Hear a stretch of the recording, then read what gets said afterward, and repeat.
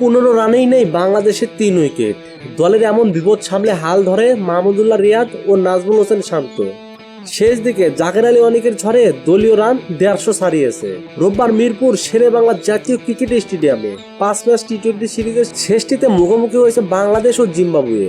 শুরুতে ব্যাট করতে নেমে 6 উইকেট হারিয়ে 157 রান করেছে স্বাগতিকরা।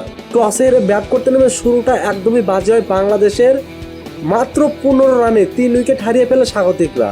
শুরুটা হয় দ্বিতীয় ওভারে তানজিদ হাসান তামিমকে দিয়ে।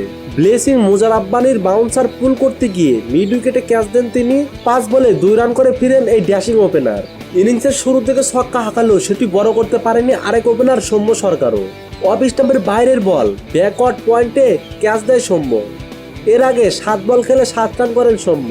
3-এ খেলতে নেমে 6 বলে মাত্র 1 রান করে আউট হন তৌহিদ হৃদয়। ব্রায়ান বেন্টের বল ঠিকঠাক বুঝতে পারেননি হৃদয়।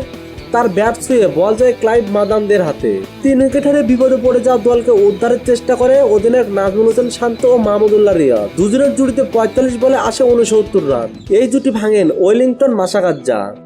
5-4 ও 1 ছক্কায় 28 বলে 36 রান করে স্লগ সুইপ করতে গিয়ে ক্যাচ দেয় শান্ত। এই জুটি ভাঙার পর রিয়াদের সঙ্গী হয় সাকিব আল হাসান। 17 বলে 21 রান করা সাকিবকে ফেরান লুক জংওয়ে। তবে আরেক প্রান্তে হাফ সেঞ্চুরি তুলে নেন মাহমুদুল্লাহ রিয়াদ। যদিও খুব বেশি যেতে পারেনি রিয়াদ। 6-4 ও 1 ছক্কায় 44 বলে 54 রান করে মুজারাব্বানির বলে আউট হন তিনি। শেষ দিকে দলের রানকে 150 ছাড়িয়ে নিয়ে যান জাকের আলী। 2 ছক্কায় 1 চারে 11 বলে অপরাজিত 24 রানের ক্যামিও ইনিংস খেলেন জাকির, যার কারণে জিম্বাবুয়েকে 158 রানের টার্গেট ছুড়ে দেয় বাংলাদেশ। জবাবে ব্যাট করতে নেমে 9 বল বাকি থাকতে 8 উইকেটে বিশাল জয় তুলে নেয় জিম্বাবুয়ে। মোহাম্মদ নুরে আলম, স্পোর্টস টাইম, ঢাকা।